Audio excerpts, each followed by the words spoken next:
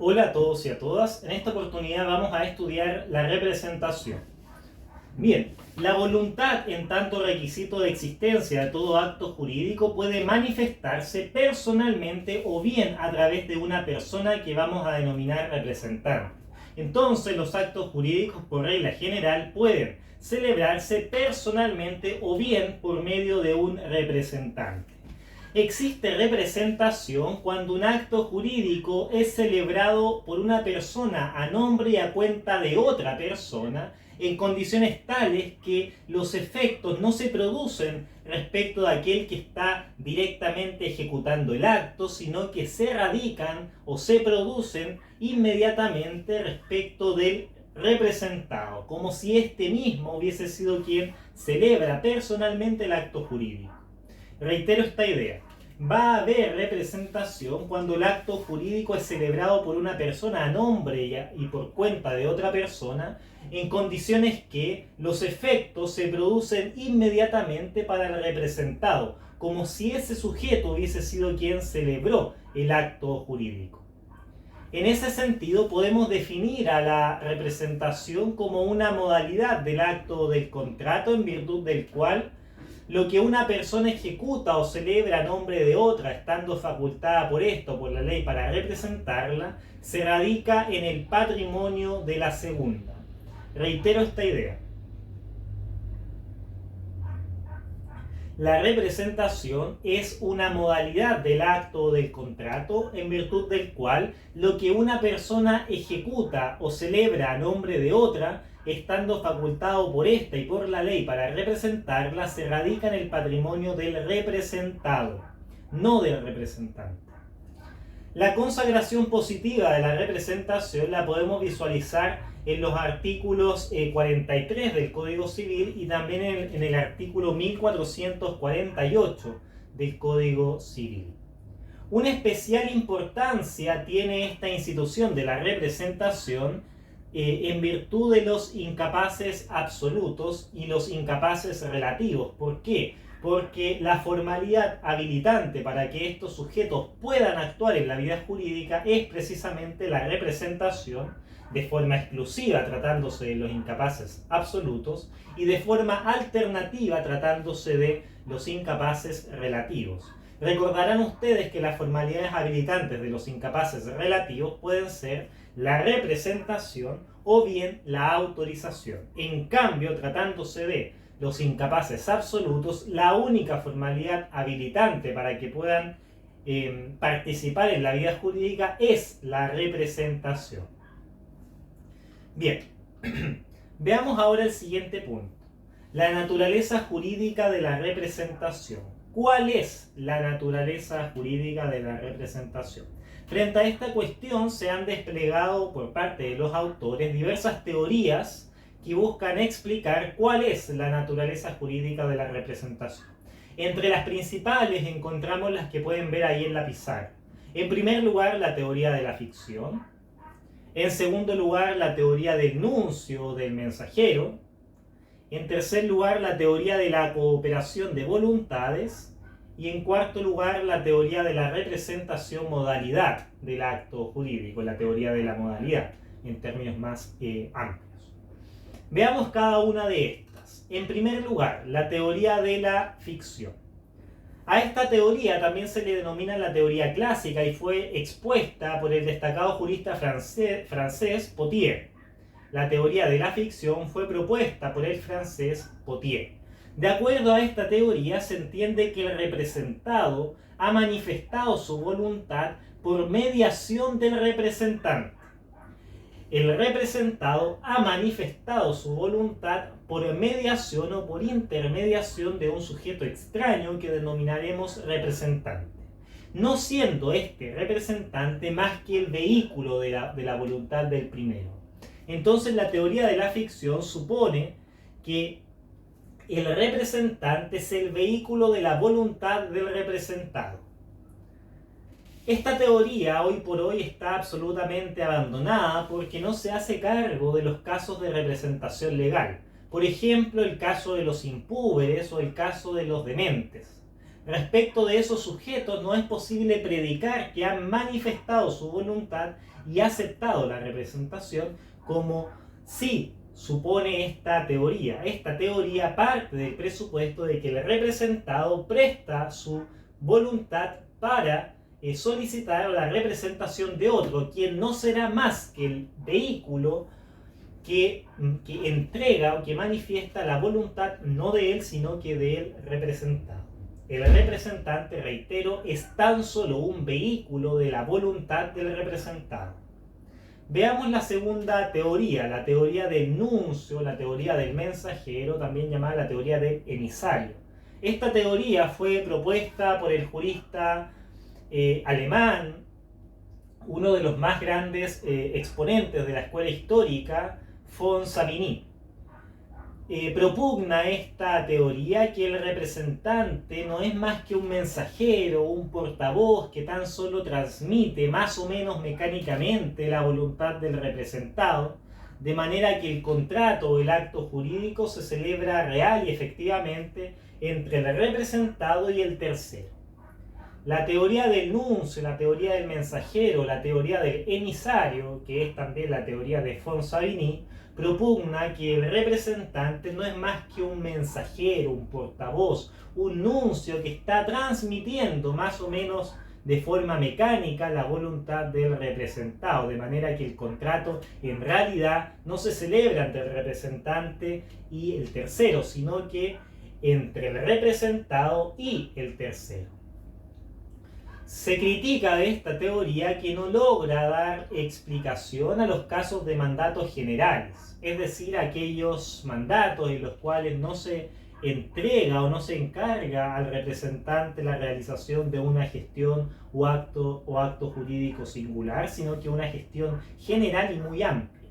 Esta teoría, la teoría del nuncio, la teoría del emisario, no se hace cargo de los casos en donde existe representación por medio de un mandato general. Bien, la tercera teoría es la teoría de la cooperación de voluntades. La teoría de la cooperación de voluntades. De acuerdo a esta teoría, la representación se explica por la cooperación de voluntades, por un lado del representante y del representado, concurriendo ambas en la formación del acto jurídico, el que sin embargo solamente va a afectar al segundo, solamente va a afectar al representado.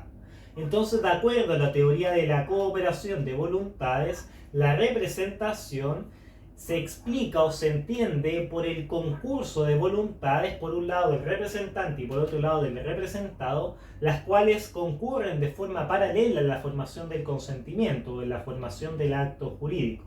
Sin embargo, ese acto jurídico únicamente va a afectar la esfera de este segundo sujeto, quien es el representado.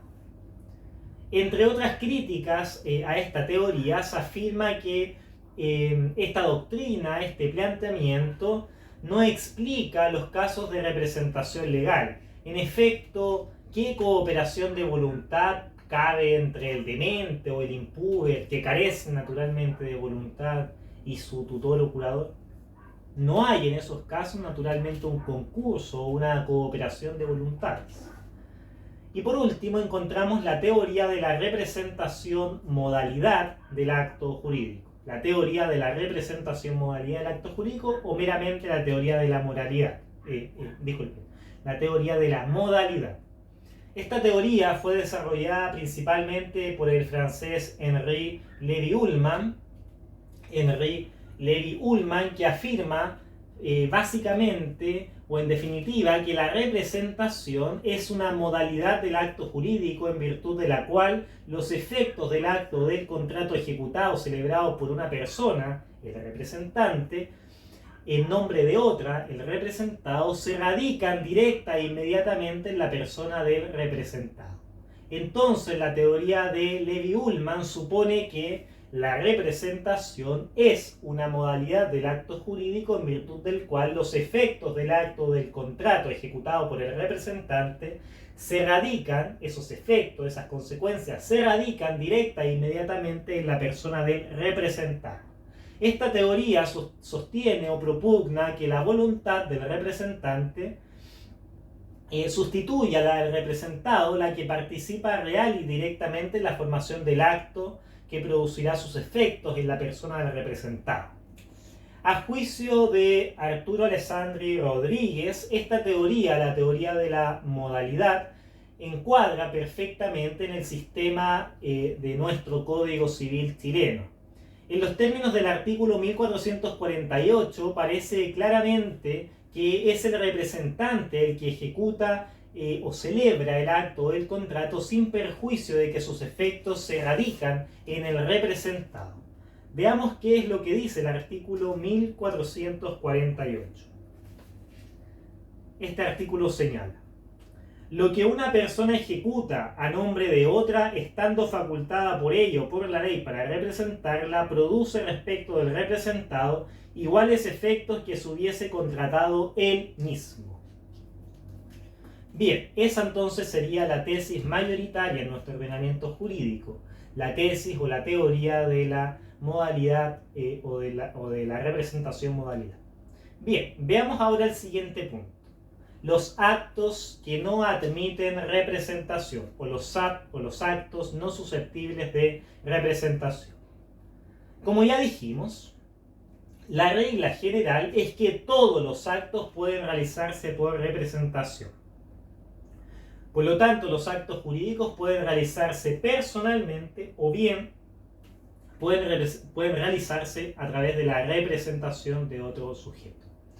Excepcionalmente, la ley excluye de la representación algunos actos jurídicos particularmente relevantes o cuya naturaleza impide la representación. Básicamente son los que ustedes pueden ver aquí en la pizarra. En primer lugar, no se admite la representación a propósito de la facultad de testar. La facultad de testar no admite delegación en conformidad a lo que dispone el artículo 1004 del Código Civil. El artículo 1004 del Código Civil señala lo siguiente: la facultad de testar es indelegable. La facultad de testar es indelegable. La ley, por lo tanto, no tolera excepción alguna a esta norma. Otorgar testamento es un acto personalísimo que no admite representación. La facultad de testar es un acto personalísimo que no tolera en caso alguno la representación. Bien, en segundo lugar, tampoco se permite la representación en el albaceazgo. El albaceazgo es indelegable en conformidad al artículo 1280 del Código Civil. Este artículo señala lo siguiente: el albaceazgo es indelegable a menos que el testador haya concedido expresamente la facultad de delegarlo. El albacea, sin embargo, podrá constituir mandatarios que obren a sus órdenes, pero será responsable de las operaciones de estos.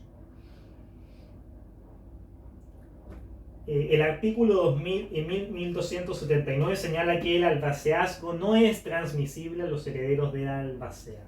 El albacea es un mandatario, una persona que gestiona la herencia por un cierto periodo de tiempo. Entonces, lo que señala el artículo 1280, inciso primero, es que el albaceazgo es indelegable, por lo que no admite, por regla general, la representación. Sin embargo, esto admite una excepción que se da en el supuesto en el que el testador haya concedido de forma expresa la facultad de delegar el albaceazgo. Bien, y por último, también no se admite la representación en algunas capitulaciones matrimoniales. En algunas capitulaciones matrimoniales específicas, por ejemplo, las pactadas por el menor o las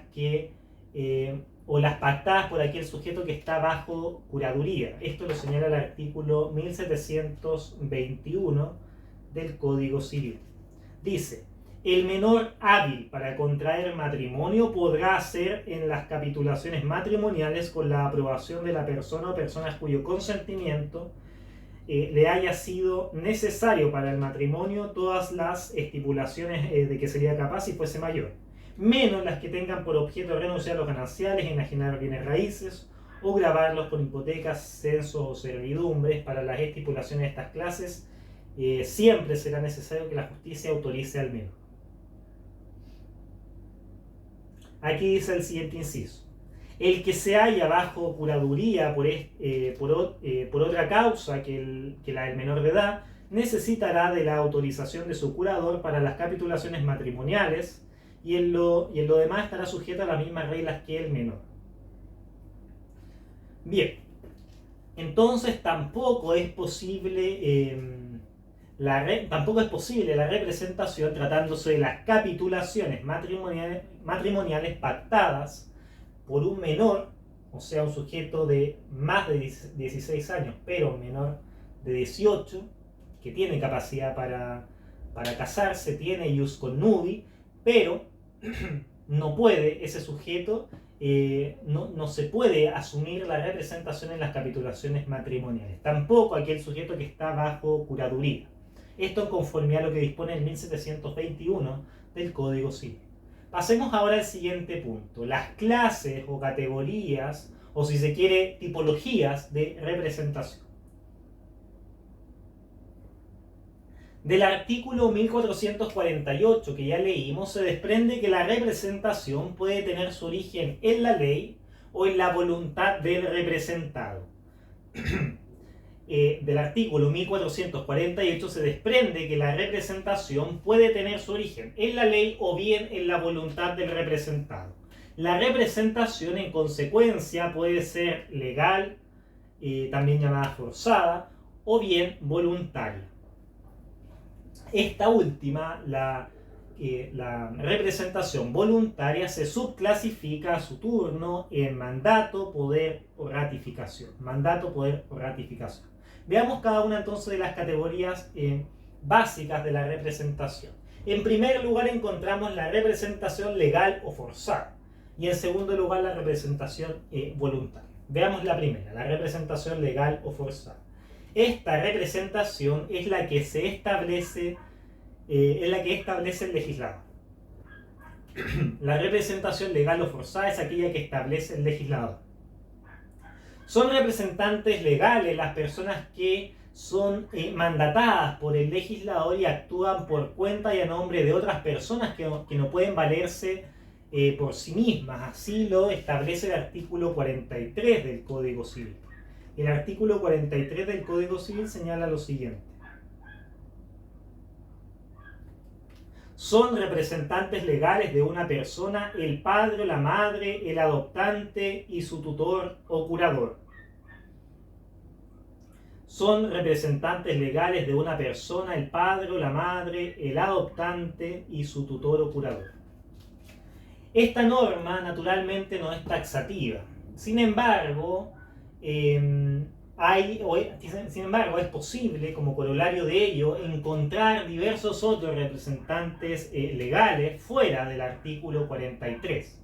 El artículo 43 principalmente se hace cargo de los representantes tratándose de los incapaces. Por ejemplo, el padre o madre tratándose del incapaz impúber, por ese incapaz absoluto, ¿no? De los menores adultos, lo mismo, tratándose de los dementes, su tutor o curador. Esta norma, el artículo 43, lo reitero, no es exhaustiva, no es taxativa, porque es posible identificar otros representantes legales en otras normas del Código Civil, incluso fuera del Código Civil. El artículo 671 del Código Civil señala que el juez es aquel sujeto que va a ser el representante legal de las partes de las ventas forzadas. El artículo 659 del Código de Procedimiento Civil señala que el juez partidor será el representante legal de los vendedores. Como pueden advertir entonces, existen otros tipos de representante legal. Incluso fuera del campo del derecho civil son también representantes legales, por ejemplo, el presidente del Consejo de Defensa del Estado, también el representante legal, el rector tratándose de una universidad estatal, también es un representante legal el tesorero municipal, etc. Veamos ahora la siguiente categoría de representación, cuál es la representación voluntaria. Esta representación surge como consecuencia o como efecto de un acto voluntario del interesado que otorga poder a otra persona para que actúe a su nombre. La representación voluntaria nace como consecuencia del acto voluntario del interesado que le otorga poder a otra persona para que actúe a cuenta y a su nombre, a cuenta de él y a su nombre. Esta representación voluntaria, naturalmente, supone o presupone la libertad del interesado para decidir si actúa o no personalmente y también para escoger la persona del representante, que puede incluso ser un incapaz, pero no cualquier incapaz, sino que un incapaz relativo tan solo. Entonces, dentro de la representación se inscribe la voluntad del individuo, la voluntad del representado, por un lado la voluntad de querer ser representado y en segundo lugar la voluntad de, en orden a escoger quién será el representante. ¿Quién puede ser el representante? Bueno, cualquier persona, incluso los incapaces, algunos incapaces relativos. Bien, como ya dijimos al comienzo, la representación voluntaria admite tres grandes subcategorías. Por un lado el mandato, por otro lado el poder y en tercer lugar la ratificación. Pasemos a ver cada una de estas de forma sucinta. El mandato es un contrato mediante el cual una persona llamada mandatario se obliga a ejecutar por cuenta de otra, que se denomina mandante, los actos jurídicos que éste le encarga, obligando jurídicamente a quien le otorga este poder o este mandato. Entonces el mandato, reitero, es un contrato mediante el cual el mandatario se obliga a ejecutar un negocio por cuenta del mandante y solamente obligará al patrimonio de este último, al patrimonio del mandante. Por otro lado encontramos al poder. El poder podemos definirlo grosso modo como el otorgamiento de facultades que da una persona a quien se le denomina poderdante a otra persona llamada apoderado para que actúe a su nombre. Entonces el poder supone un otorgamiento, una concesión de facultades que da el poderdante a otro sujeto que se llama apoderado, quien debe actuar a su nombre. El apoderado debe actuar a nombre del poderdante. Este poder puede otorgarse de forma unilateral, es decir, con la sola manifestación de la voluntad de quien lo otorga. Perfectamente el poder puede manifestarse unilateralmente. Ahora bien, también, o sea, el poder puede entregarse unilateralmente, es decir, con la sola manifestación de la voluntad del poderdante, o bien también puede entregarse de forma bilateral con la aceptación de voluntad de quien recibe las facultades, que nosotros ya denominamos como apoderado. El poder, en todo caso, para ser ejercido deberá ir incorporado necesariamente a otro acto jurídico, como lo puede ser el mandato. También podría ser el contrato de prestación de servicios, la carta poder o el nombramiento de administradores de una sociedad, entre otras circunstancias. Entonces el poder, para poder ser materializado, debe estar incorporado necesariamente a otro acto jurídico, como por ejemplo el mandato o el contrato de prestación de servicios.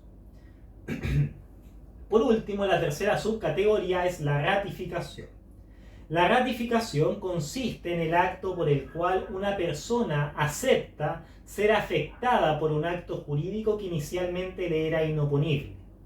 La ratificación, reitero, es el acto jurídico unilateral por medio del cual la persona afectada por ese vicio, finalmente lo acepta, lo confirma.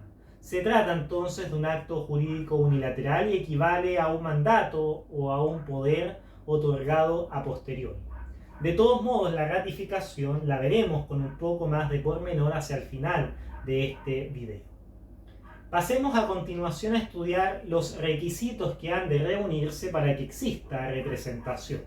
Los requisitos que han de concurrir para que se dé lugar a la representación. En primer lugar, debe realizarse un acto jurídico. En primer lugar, para que haya representación, debe realizarse un acto jurídico. En ese sentido, es inadmisible la representación en los hechos jurídicos. Por ejemplo, la representación en un delito. Eso está proscrito, es inadmisible, incluso absurdo. Entonces, el primer requisito es que se debe tratar de un acto jurídico. El segundo requisito es que el representante debe declarar su propia voluntad. El representante debe necesariamente declarar su propia voluntad.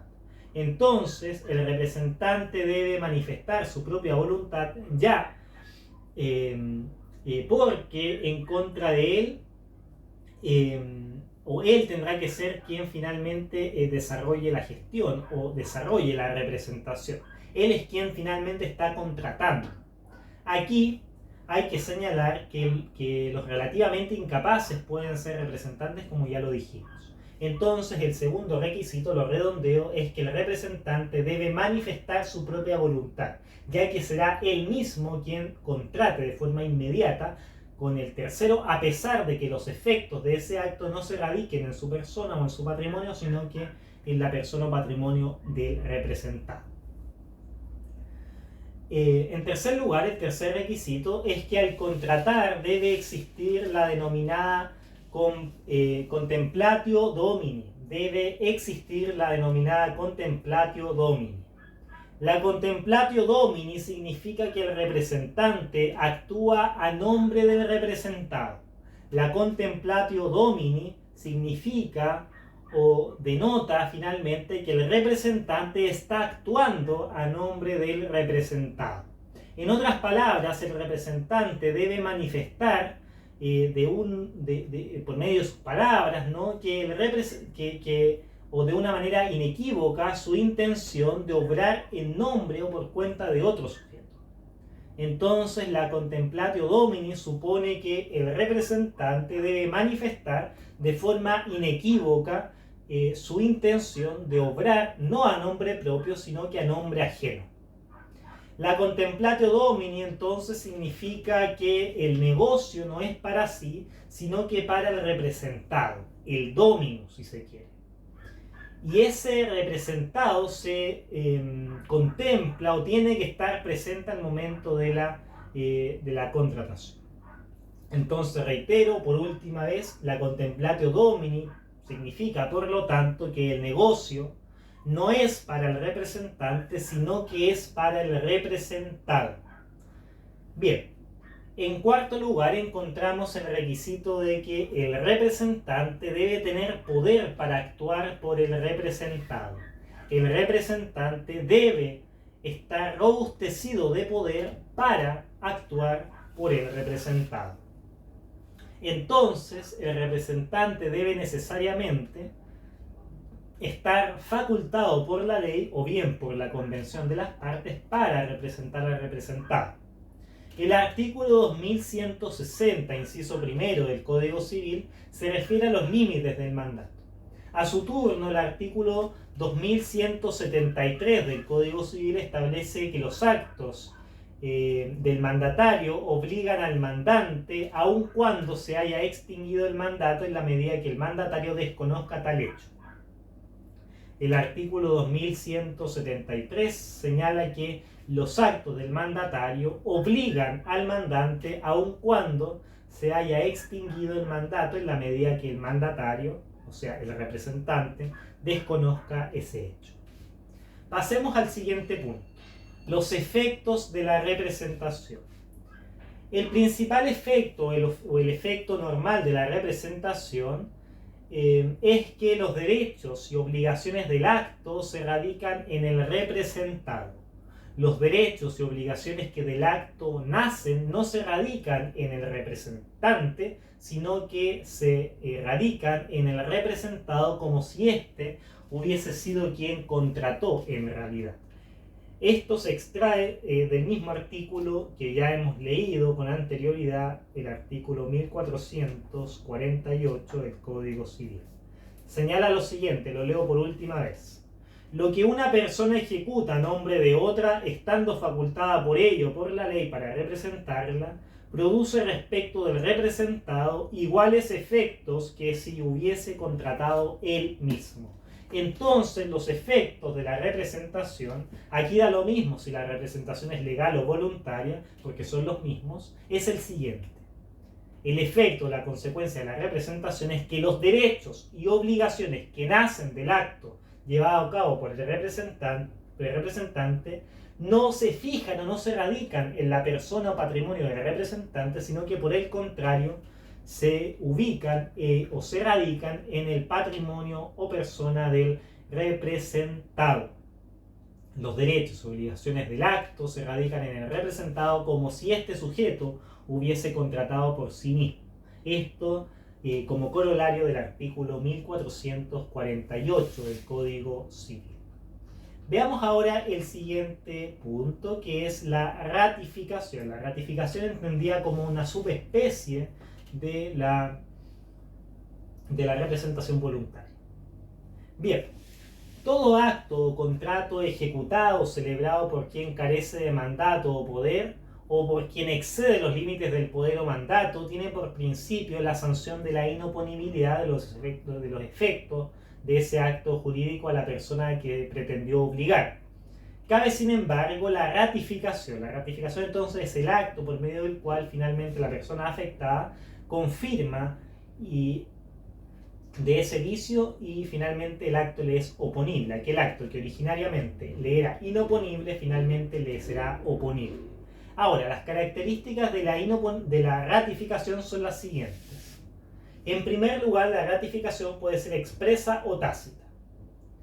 En segundo lugar, si el acto que se ratifica es solemne, la ratificación también debe ser solemne.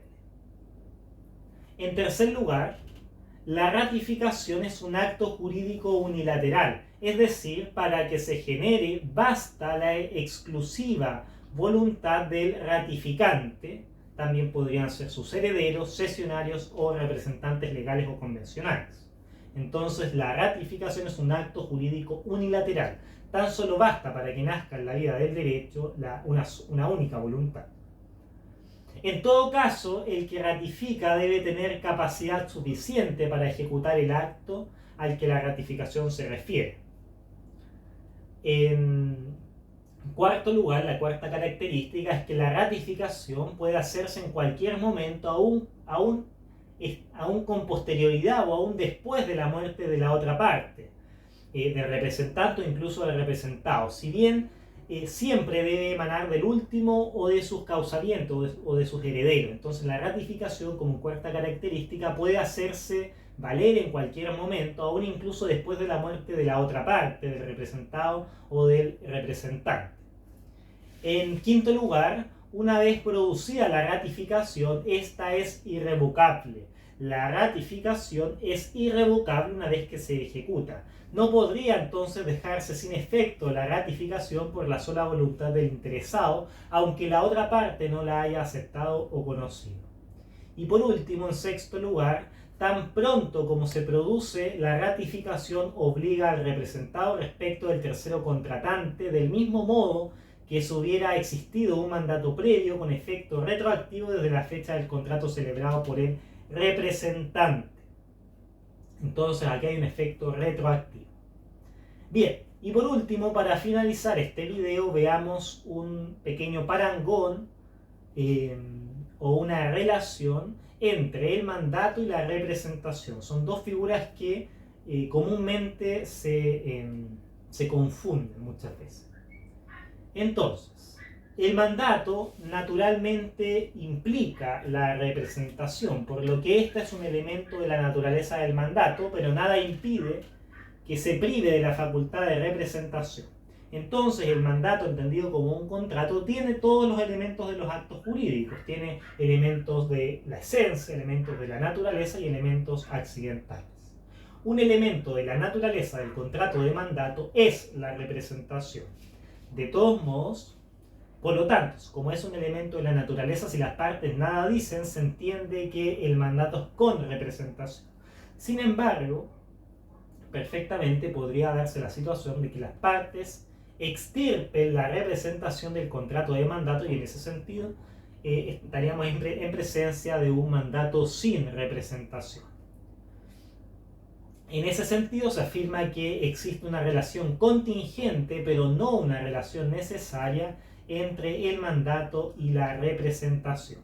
Es más, aunque se tenga la facultad de representación, el mandatario igual puede nombrar a nombre propio, salvo que tenga instrucciones de actuar de manera diversa, ya que en este caso incumplirá, digamos, el contrato de mandato, pese a encontrarse dentro de los límites de su gestión.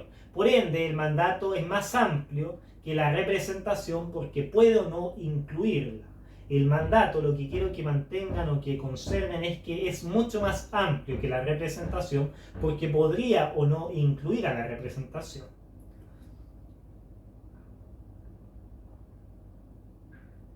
Veamos ahora las dos posibilidades entonces. En primer lugar es que el mandatario actúe con representación o que actúe a nombre propio o sin representación. Si se actúa en representación, los actos ejecutados producen efecto inmediato en el patrimonio del mandante como si hubiese contratado por sí mismo. Esto señala el artículo 1448 y el artículo 2160. Entonces, si el mandato es con representación, los actos ejecutados producen efecto inmediato en el patrimonio del mandante, como si éste lo hubiese contratado por sí mismo.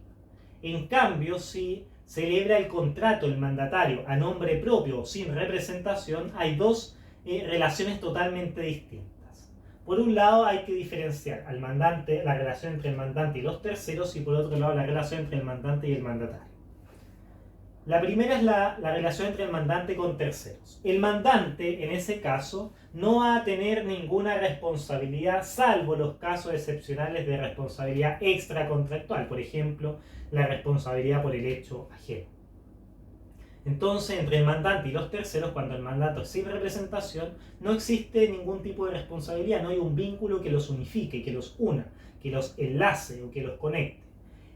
Por otro lado, la relación entre el mandante y el mandatario, en ella se debe traspasar el negocio y los efectos se radican en el patrimonio del mandante. Entonces, cuando el mandatario celebra gestiones o celebra actos jurídicos sin representación, en primer término, los efectos se radican en su patrimonio, pero luego este debe traspasarlos al patrimonio del mandante. En este caso, entonces, los efectos económicos se radican en el patrimonio del mandante, pero los efectos jurídicos en el mandatario, quien deberá traspasar ese negocio al mandante. Por último, la regla general es que si una persona actúa en representación de otra sin mandato, poder o disposición legal que le confiera la representación legal, el acto que se realiza le va a ser inoponible a la persona en cuyo nombre se haya actuado sin perjuicio de la ratificación o la aceptación voluntaria de este último. Eso señala los artículos 1449 y 1450 del Código Civil. El 1449 señala: cualquiera puede estipular a favor de una tercera persona, aunque no tenga derecho para representarla, pero solo esta tercera persona podrá demandar lo estipulado y mientras no intervenga su aceptación expresa o tácita, es revocable el contrato por la sola voluntad de las partes que concurrieron en él. Constituyen aceptación tácita los actos que solo hubieran podido ejecutarse en virtud del contrato. Y el artículo 1450 señala: siempre que uno de los contratantes se compromete a que por una tercera persona de quien no es legítimo representante ha de darse, hacerse o no hacerse alguna cosa, esta tercera persona no contraerá obligación alguna sino en virtud de la ratificación o de su ratificación, y si ella no ratifica, en el otro contratante tendrá acción de perjuicios contra el que hizo la promesa.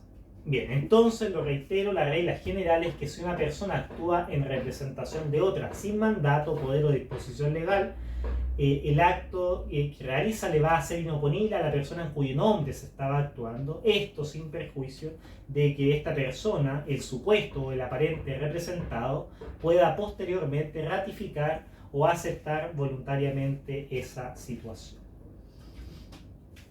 Bien. Por último, tan solo para redondear esta idea, en el derecho chileno las fuentes de la representación son las siguientes. En primer lugar, la ley. Esto da lugar naturalmente a los representantes legales de las personas naturales, por ejemplo, el padre, la madre, o el tutor o el curador en su caso, y también representantes legales de órganos de personas jurídicas, por ejemplo, el directorio de una sociedad anónima es su representante legal, y que no actúan por mandato, sino que actúan por la sola disposición de la ley. Esa sería entonces la primera fuente de la representación, la ley. En segundo lugar, la otra fuente es el poder de representación, que es un acto jurídico unilateral. Y en tercer lugar, el mandato con representación. Estos dos últimos podemos entenderlos como el elemento volitivo que da lugar a la representación. La ley y la voluntad como únicas fuentes de la representación. Bien, con esto entonces damos por concluida esta cápsula referida al estudio de la representación. Espero les haya servido esta explicación y nos vemos en una próxima oportunidad. Hasta pronto.